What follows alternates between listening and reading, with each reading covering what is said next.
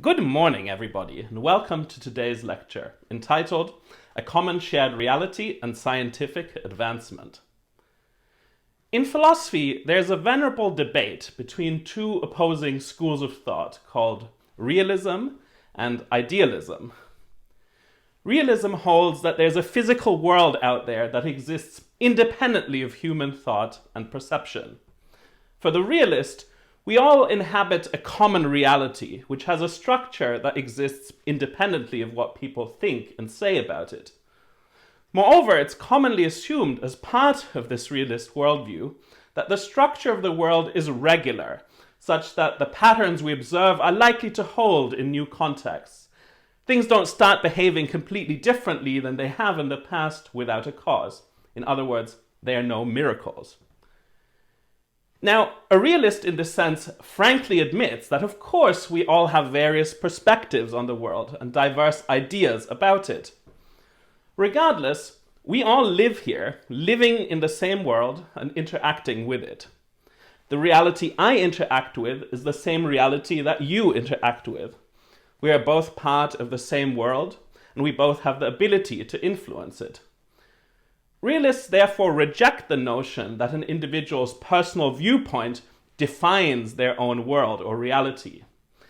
Even if we all have different perspectives about what is real, it is not true that we each have our own reality. In sum, for the realist, there's a mind-independent shared reality out there that we can learn about through experience and observation, and that we can act on in various ways. The family of views known as idealism rejects these central tenets of realism. For the idealist, the physical world is in some sense dependent on the conscious activity of human beings or other sentient creatures. For example, the 17th century philosopher George Berkeley, after whom our university is named, held that the physical world is really comprised of a patterned flow of sensations sent to us by God.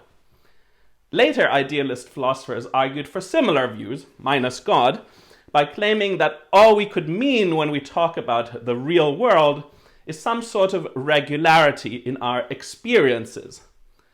That position is sometimes called phenomenalism. If this is correct, then all we're talking about when we make assertions about external things are patterns in our experiences. Phenomenalist views were quite popular in the 19th century. John Stuart Mill, for example, a leading English philosopher and political theorist, once said that matter may be defined as, quote, a permanent possibility of sensation. Ernst Mach, an Austrian physicist and philosopher who influenced many people, including Einstein, wrote, quote, the assertion then is correct that the world consists only of our sensations. End quote. Now, despite their venerable philosophical pedigree, idealist views of this stripe are nowadays defended by only a small minority of philosophers. Most philosophers, myself included, are squarely in the realist camp. Now, the traditional debate between realists and idealists belongs to an area of philosophy known as metaphysics. As such, it has nothing in particular to do with science, the subject matter of this course. However, there is a contemporary debate in the philosophy of science that is in some ways parallel to this traditional debate. This is the debate between the view known as scientific realism and its converse, known as anti-realism. Now, since this is the debate we're going to focus on for the rest of today's lecture, I will from now on use the word realism to mean scientific realism and realist to mean scientific realist. The basic idea of scientific realism is pretty straightforward. Realists hold that science aims to provide a true description of the world, which is assumed to exist in a mind-independent fashion, and that science often succeeds at that, or at least approximates the truth. So a good scientific theory, according to scientific realists, is one that truly describes the world that is, independently of our minds. Now, views that oppose this realist picture of science are often quite different from one another. Perhaps theories can never reach beyond experience in what they say. Perhaps theories can make claims that reach further, but we can't ever expect to get claims of that kind right. Or perhaps the objects of scientific study themselves do not exist in a truly mind-independent fashion that is independent of human choices, beliefs, actions, or experiences. Now, this may all sound a little abstract to you. I'm sure it is sounding pretty abstract to some of you. I think we can make things more concrete by turning to an example from the assigned reading for today's class by Ha-Seok Chang. Now, Chang's book tells the history of thermometry, the measurement of temperature. We, of course, all have a common sense, pre-theoretical idea of temperature. We know that stoves are hot, ice cubes are cold. And if we were given a series of liquids to touch or to drink, most of us, just using our senses, could probably arrange them in rough order of temperature with a reasonable degree of accuracy. Problems begin when we ask just how hot or cold is this or that substance. Now, the answer to that question isn't directly given to us by our senses. Rather, to answer it, we first need a scale of temperature and a scientific instrument, a thermometer, to measure where the substance falls on that scale. How might we go about constructing such a scale of temperature? Well, historically, scientists proceeded in two steps. We build ourselves a thermometer containing some fluid, mercury or alcohol or water or whatever, and then, this is the first step, we define two fixed points for our thermometer. On the Celsius scale, the first fixed point is the freezing point of water at 1 atmospheric pressure, which we define as 0, and the second fixed point is the boiling point of water, defined as 100.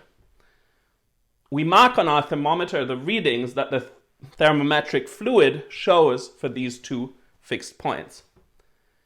Now, this is the easy step, though there are interesting debates to be had even here about what to use to provide the fixed points for our thermometer. The Fahrenheit scale of temperature, as you know, sets these fixed points differently than the Celsius scale. If you stick around until the end of this lecture, I promise you a very funny sketch by the British comedian John Finnemore, which dramatizes this point. But for the time being, let's move on to our second step.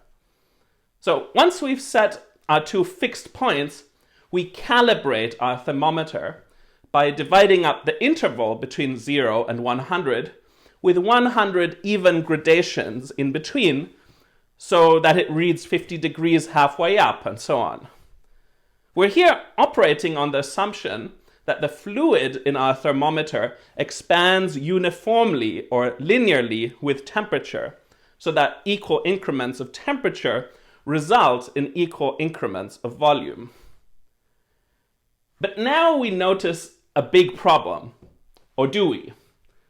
Why not make this our first play posit exercise for today? So here's my question to you. Can you reconstruct from memory the problem that 18th century scientists encountered when they calibrated thermometers containing different fluids, mercury, alcohol, water, and so on, and compared the results? Please take a few minutes to think about it and give it your best shot. Okay, welcome back. So here's the big problem. A scientist in the 18th century became aware, when measuring the temperature of a substance that was somewhere in between the freezing and the boiling temperature of water, what intermediate readings our thermometer will give us between these two fixed points of 0 and 100 will vary depending on what fluid, mercury or alcohol or water or whatever, we're using. Moreover, as the table in the slide shows, these discrepancies are not subtle. There's a pretty significant difference in the intermediate temperature reading given to us by, say, a thermometer using mercury and one using water. So this raises an explosive question. Which, if any, of these thermometers is actually accurately reflecting the temperature of our substance? And how can we tell? Now, in the excerpt you read, Ha-Seok Chang surveys 3 different types of answers to this question. And it's here that we return to the debate between scientific realists and anti-realists. The first answer that Chang surveys is what he calls the conventionalist answer.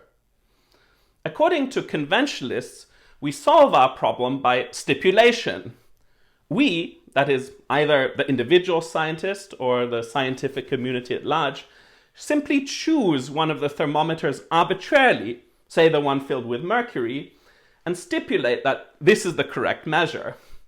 So for the conventionalist, the correct temperature of our substance is given by the reading of the type of thermometer that we've chosen to adopt as a matter of convention. All right, time for another play-posit question. This one is multiple choice. So, using our earlier distinction, would you say that we should classify conventionalism as a realist or an anti-realist position? I'll give you a moment to think about it. Okay, welcome back. The answer is that conventionalism is quite clearly an anti-realist position. It makes the truth about temperature directly a function of human choices. For the conventionalist, the phenomenon we're trying to measure, temperature, is actually an artifact of the instruments we use, and therefore ultimately of human choices. There isn't any more of a fact of the matter about temperature than that. Let's look next at the second answer that Ha-Seok Chang surveys, namely operationalism. Operationalism is a theory about the meaning of scientific terms, like temperature. In the words of the early 20th century Harvard physicist Percy Williams Bridgman, the father of operationalism, quote, "We mean by any concept nothing more than a set of operations. The concept is synonymous with the corresponding set of operations." In other words, what we mean by our concept of temperature is just the set of operations we would perform in measuring the temperature of a substance. What this implies is that each of our different types of thermometer, the one filled with mercury, the one filled with water, the one filled with alcohol, defines a different concept of temperature, since the use of each of these thermometers involves a different operation of measurement. The question which of these thermometers gives us a valid reading of the temperature of our substance doesn't arise on this operationist approach, because it is simply up to us to determine which measure we're going to use. Someone using a mercury thermometer and someone using a water thermometer aren't really disagreeing about the temperature of our substance. Rather, they're just talking past each other because they're not employing the same concept of temperature. Like conventionalism, operationalism is a broadly anti-realist view, but for a subtly different reason. For the conventionalist, when we ask, what temperature is our substance, what we're talking about is a quantity out there in the world. However, according to the conventionalist, the correct answer to our question isn't dictated to us by objective, mind-independent reality. Rather, it's a function about certain and ultimately arbitrary choices that we make, namely what type of thermometer to use. Now, operationalism departs from realism in a different way. By defining temperature as simply the set of operations we use to measure it, operationalism subtly changes the topic. What we're talking about in discussing temperature is no longer really a quantity out there in the world. Rather, what we're talking about is a specific set of operations that we, the scientists, perform. Now, as Ha-Seok Chang stresses, most scientists studying temperature are neither conventionalists nor operationists. Rather, they adhere to a robust form of scientific realism. When they talk about temperature, they're not merely referring to the results obtained by performing certain operations of measurement. Rather, they believe that there genuinely is a magnitude, temperature, out there in the world, and at most one of these different ways of measuring it is correct. For all we know, we're going about measuring temperature in quite the wrong way. Moreover, which, if any, of our different existing thermometers gives us the true reading is not a matter of convention, but rather is in a sense dictated to us by objective mind-independent reality, which is out there, waiting to be discovered. Now, it could well turn out that there are certain facts about temperature that none of our current measuring instruments are capable of discovering. For example, you cannot employ a conventional water or mercury thermometer to measure temperature changes smaller than about 0.1 degrees centigrade, nor to measure temperatures that exceed the melting point of glass or fall below the freezing point of mercury or water or alcohol or whatever substance is employed. So some truths about temperature may not be observationally detectable given our current instruments. But according to the realist, they are truths nonetheless because they correspond to how things are in mind-independent reality. So for the realist, if various thermometers disagree in their readings, at most one of them could be right, but they could all be wrong. But this, of course, returns us to the question of how exactly to figure out which of these thermometers is right. And here we encounter a real conundrum, which Chang labels the problem of gnomic measurement. Recall that in calibrating our thermometer, we proceeded on the assumption that the fluid in our thermometer expands uniformly or linearly with temperature, so that equal increments of temperature result in equal increments of volume.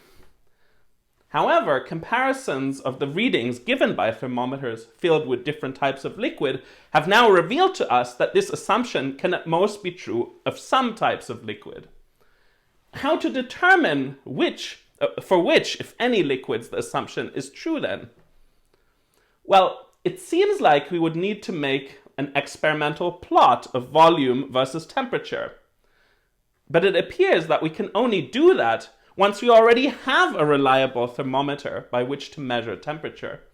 And of course, that's the very thing we're trying to create.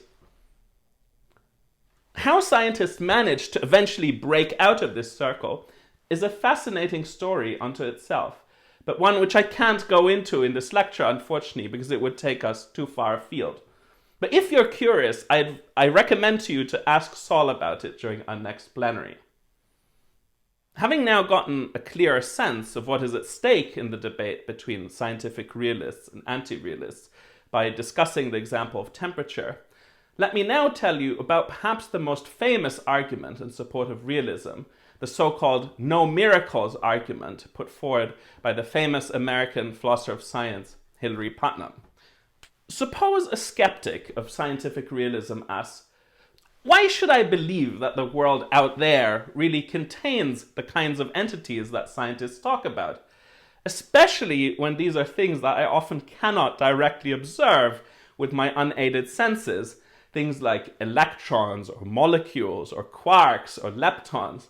Why should I regard these unobservable entities as anything more than convenient fictions which scientists have introduced in order to make sense of the observable phenomena? Here's how Putnam responds to this skeptic. Many scientific theories that propose unobservable entities have a high empirical success rate, as they accurately anticipate the behavior of macroscopic objects which we can observe with our senses. Take, for example, the kinetic theory of gases, which states that any volume of gas contains a vast number of extremely tiny moving entities. These entities, molecules, are unobservable with our unaided senses. Now, we may draw several conclusions regarding the observed behavior of gases from the kinetic theory, such as the fact that heating a gas sample causes it to expand if the pressure remains constant, and that can be verified experimentally. Or take a different example, that of laser technology. Laser technology is based on a theory about what happens when electrons in an atom transition from higher to lower energy levels. And lasers work. We can use them to treat myopia, print high-quality text, launch guided missiles, and much more.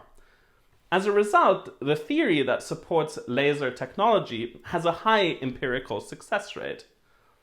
Putnam's no miracles argument states that if a theory positing electrons and atoms produced correct predictions without these things actually existing out there in the world, it would be an astonishing coincidence. What could explain the theory's close match with the empirical data if there are no atoms and electrons? Similarly, how else can we explain the technical advancements that our theories have brought about unless we assume that the theories in question are correct? Why do lasers work if atoms and electrons are merely convenient fictions, as some anti-realists claim? Being an anti-realist for Putnam is tantamount to believing in miracles. We should be scientific realists because it is better not to believe in miracles if a non-miraculous alternative exists. Now, this argument isn't meant to prove that scientific realism is correct and anti-realism is false.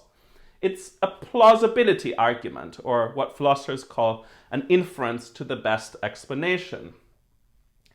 The phenomenon to be explained is the high level of empirical success of many theories that posit unobservable entities and processes.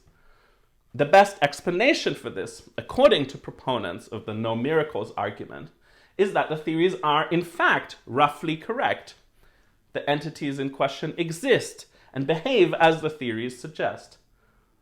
Unless we accept this explanation, the argument goes, the empirical success of our theories is an unexplained mystery.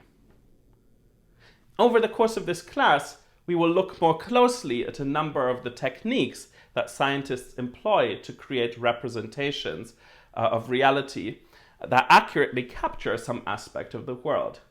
Techniques like mapping mathematical quantities to observations and looking for equations that predict or model the relationships among these quantities, as for example in the case of physical laws. Or forming explanatory models of causal relationships among entities that make predictions testable through observation, as in the case of climate models. Now, at the same time, we should be frank about the fact that the state of our scientific understanding is not equally advanced in all fields, and that, as a result, depending on the branch of science in question, we might have a greater or lesser degree of confidence in the proposition that there really is something out there in the world that corresponds to our scientific concept.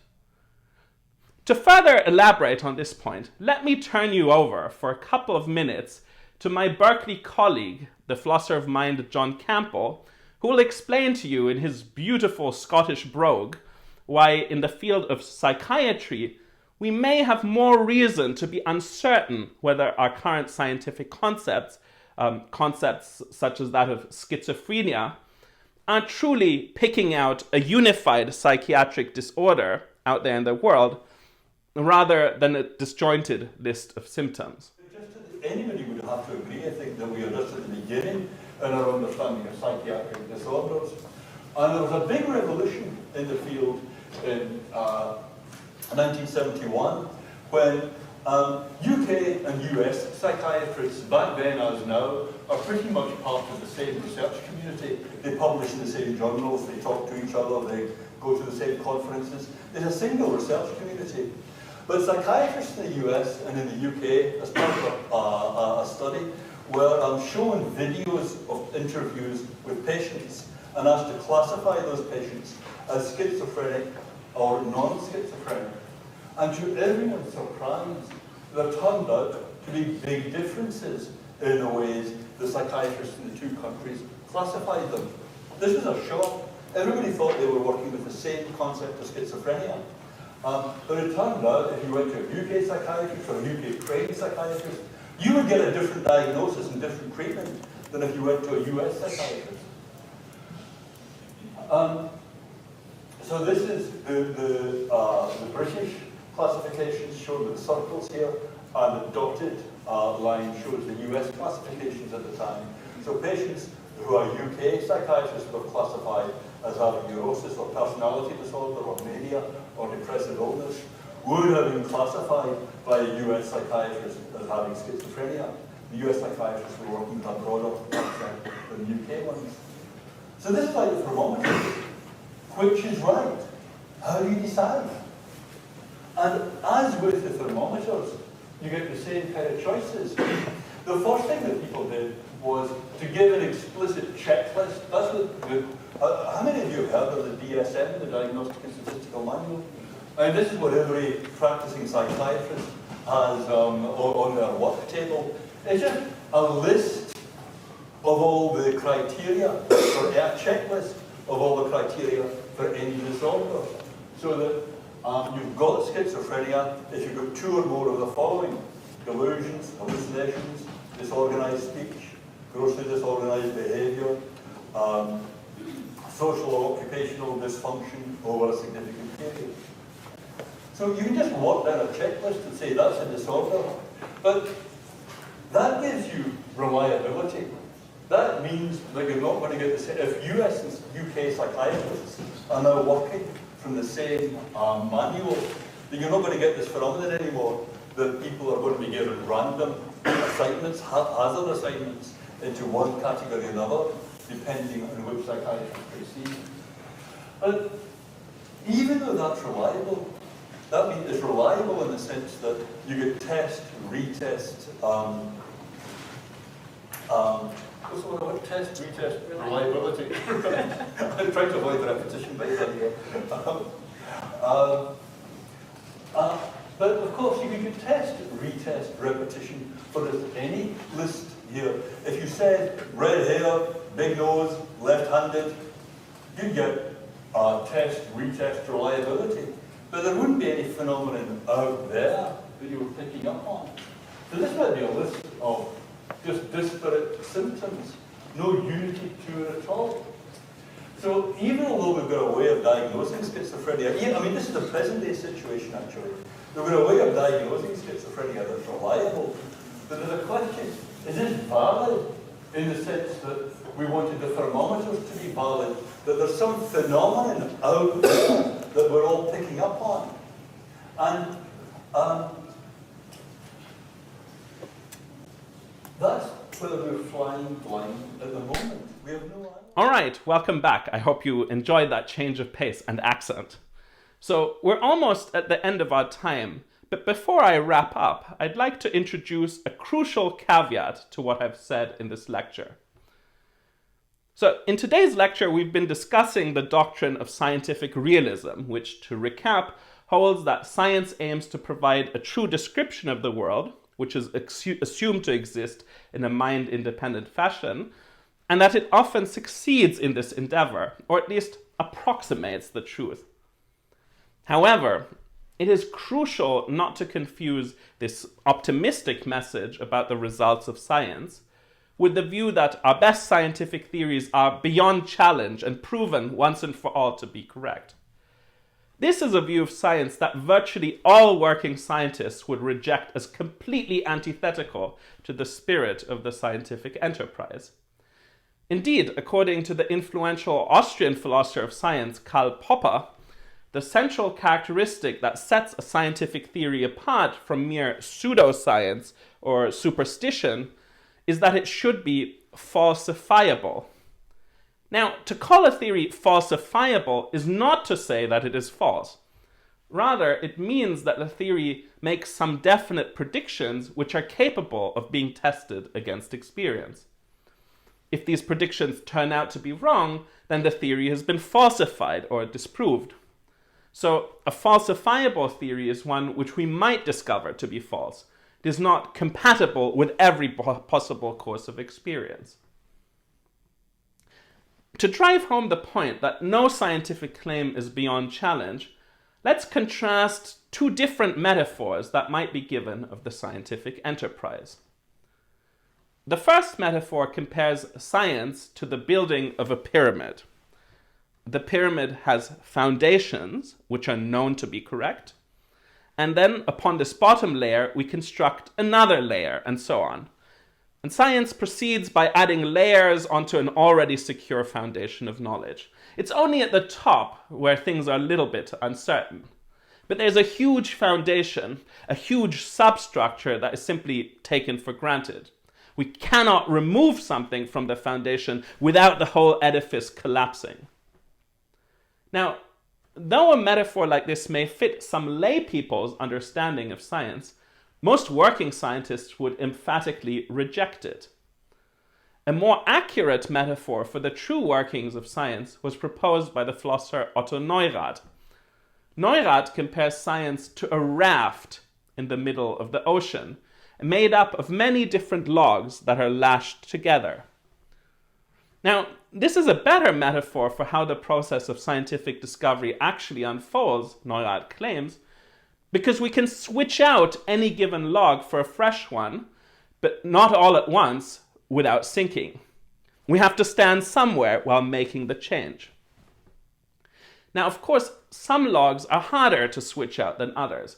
Imagine what it would take at this point to overturn Darwin's theory of evolution by natural selection or the heliocentric model of our solar system. But in principle, no scientific claim is indispensable or beyond challenge on this metaphor. Neurath's metaphor represents what we might call the self-correcting nature of science. The scientific enterprise is constantly seeking its own mistakes in order to correct them, such that science as a whole advances in accuracy and precision. But the means by which it does this are by using the tools and theories of science itself.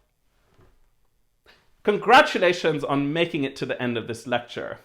Now, to reward you for your perseverance, here, as promised, is the very funny skit by the British comedian John Finnemore on the relative merits of the Celsius and Fahrenheit scales for measuring temperature.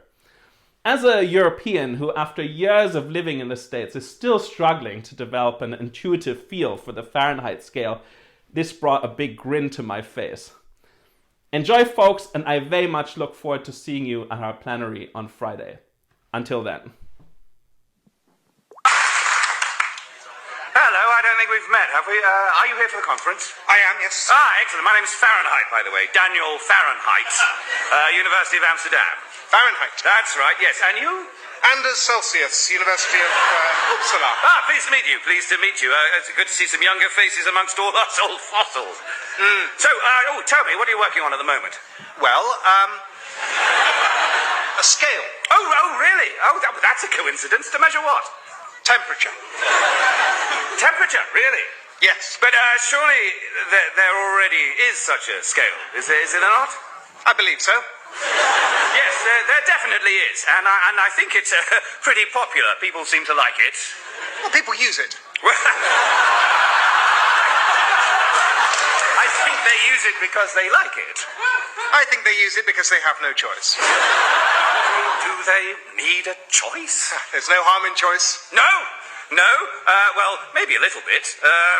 I'm just thinking, don't you think it'll be a bit confusing having two scales measuring the same thing? Not really, no.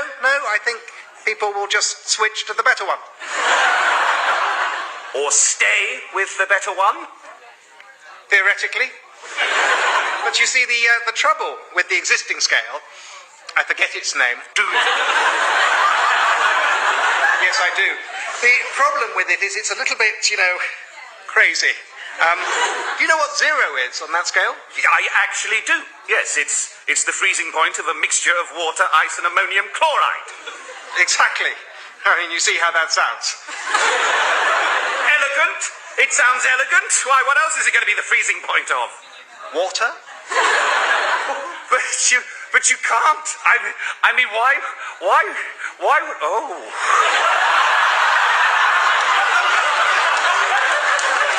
And of course, meanwhile, the top of the old scale is... 96, the approximate temperature of the human body, naturally. Yes, so a random number fixed to a variable. Well, yes. Yes, I've gone for the boiling point.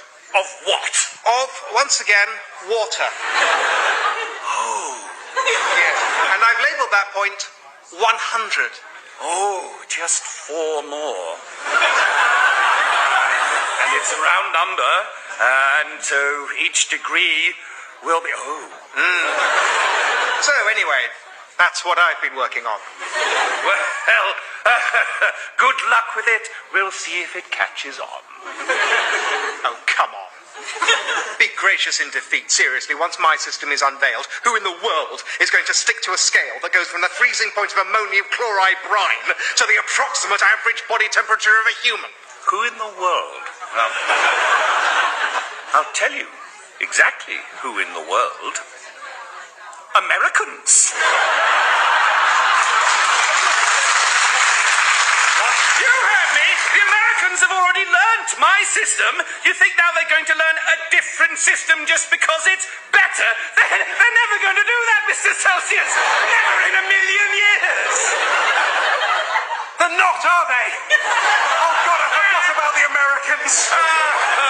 I'm very sorry for you, Celsius. Well, fairly sorry. Call it 70 sorry. Out of 96.